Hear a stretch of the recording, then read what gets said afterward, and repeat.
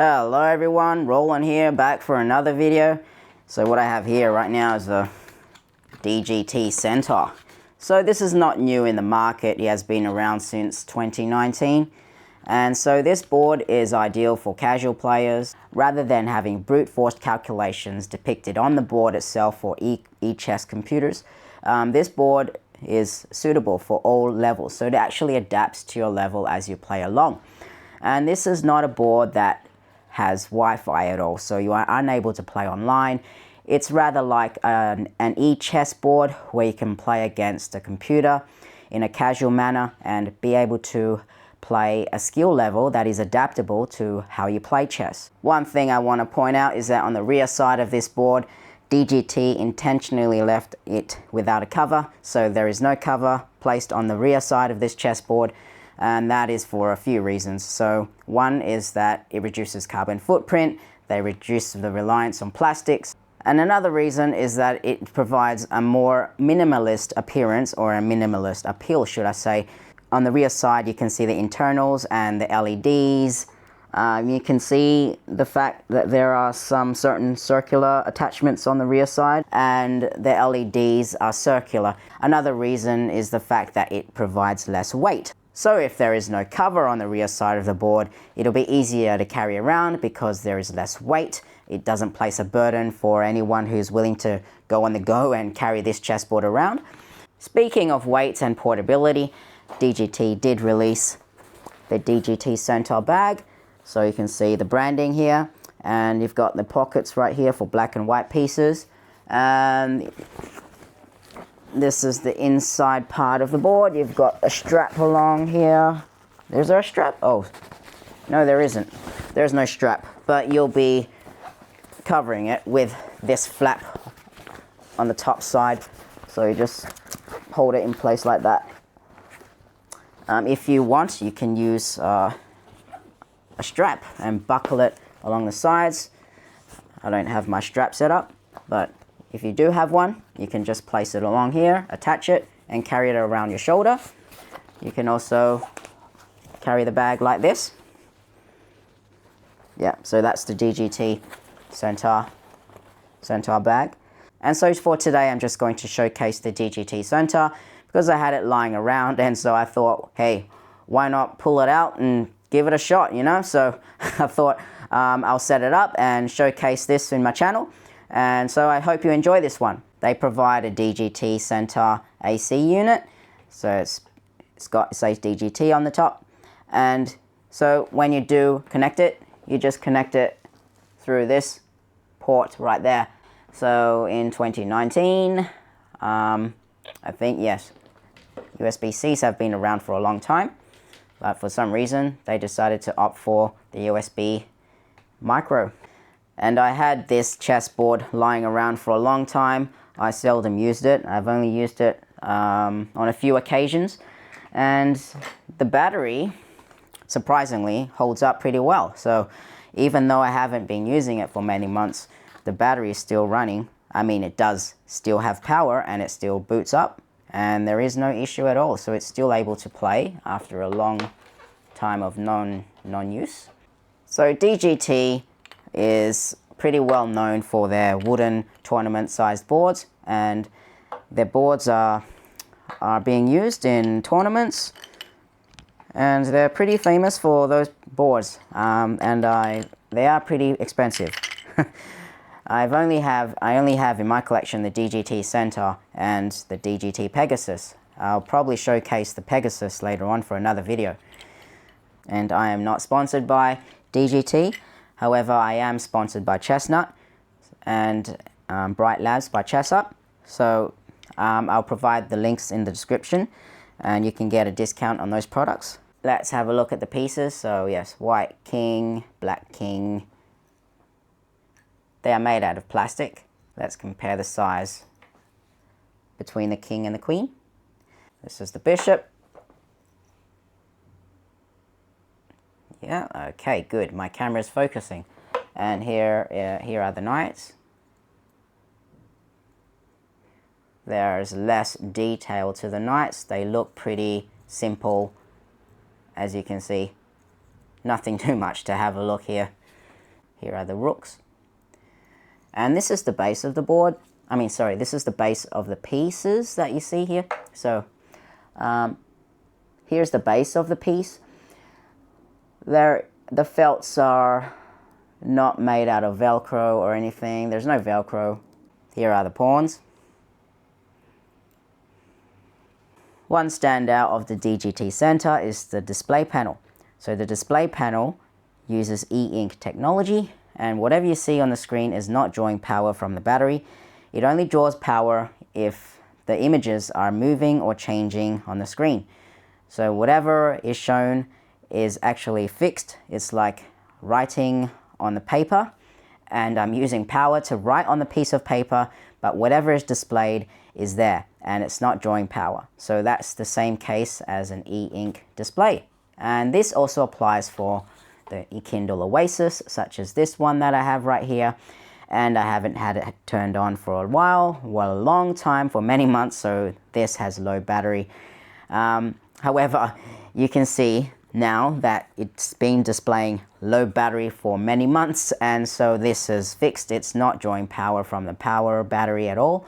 And that's the good thing about e-ink technology, is the fact that we are able to keep the display as it is, and it's not drawing power. It's only drawing power if you do change the image or anything that is moving in the image. It must update and refresh, so therefore it will draw power.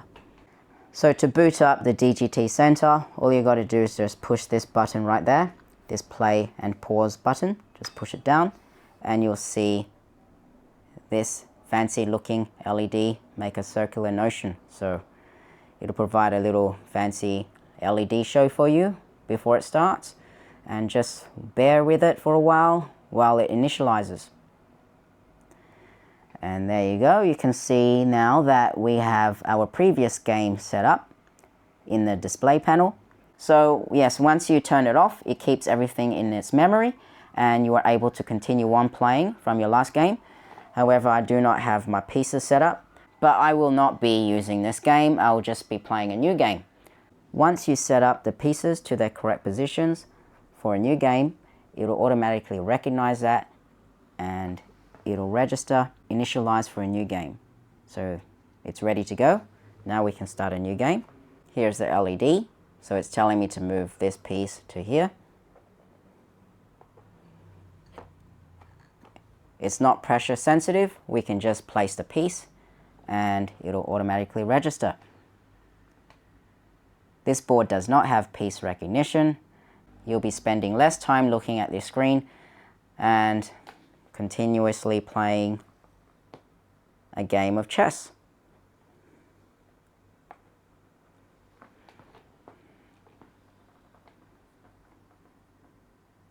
There we go. It's updated.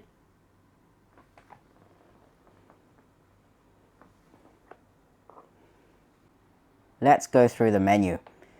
So here is the LCD panel, and here are the buttons. We can toggle up and down.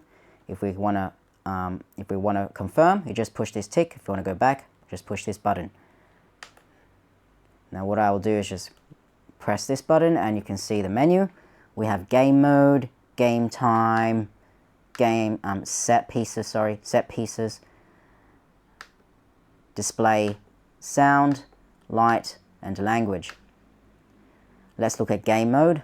So I'll just push this button. Okay, so we can play a challenging game depending on your level, or a friendly game, or expert. I suppose that the friendly game is more of an adaptive play for you. So regardless of your skill level, you're able to toggle that and play a friendly game, and it will adapt to your skill level.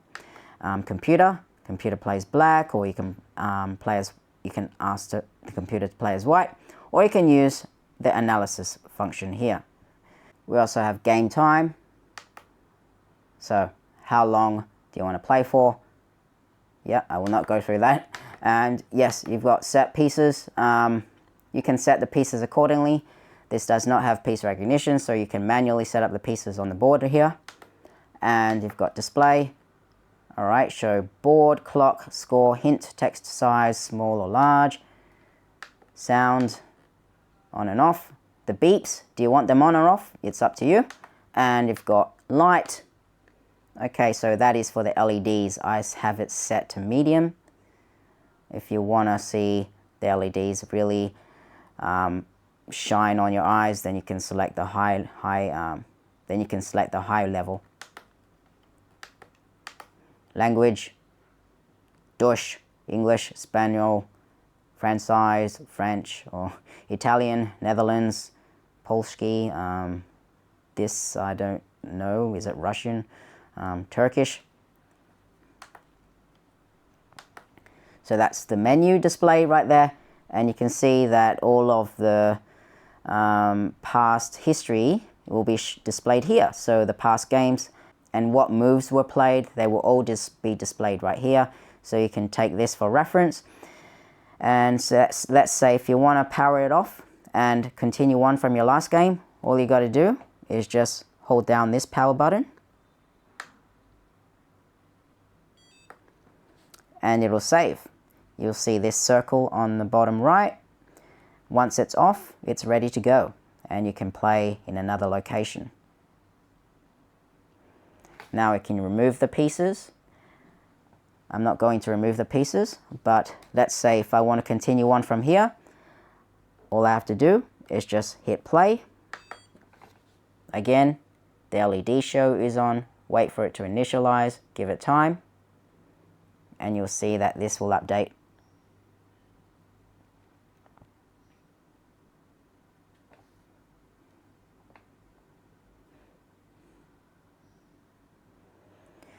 Alright, there we go.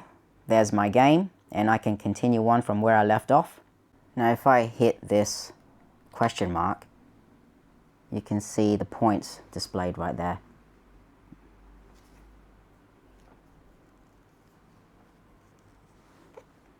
So capture F3. Yeah, you can see the points. I can scroll down and see ones for white and black.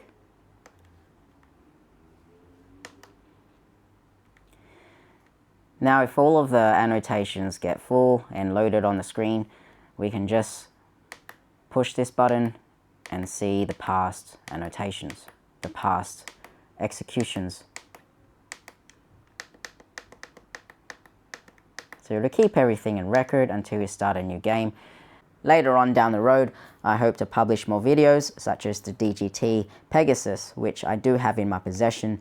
I am not really publishing videos on a fixed schedule, so I am a busy person and I will publish videos to an extent whenever the time comes and if time permits.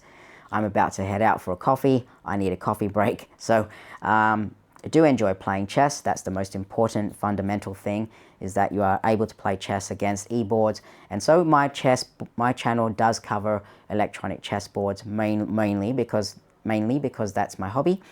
And I have some collections of my own, and I am looking forward to how this evolves, and I want to see how ChessUp and Chestnut evolves their products as well in the future. So they are the current trend nowadays, Chestnut and ChessUp. And later on, I am aware that there are more companies getting involved in the e-chess industry. So yes, I'm quite interested in seeing how they evolve their products. If you found this video helpful, do give it a like. That'll help the algorithm. And without further ado, I'll see you in the next one. Thanks for watching. Bye bye.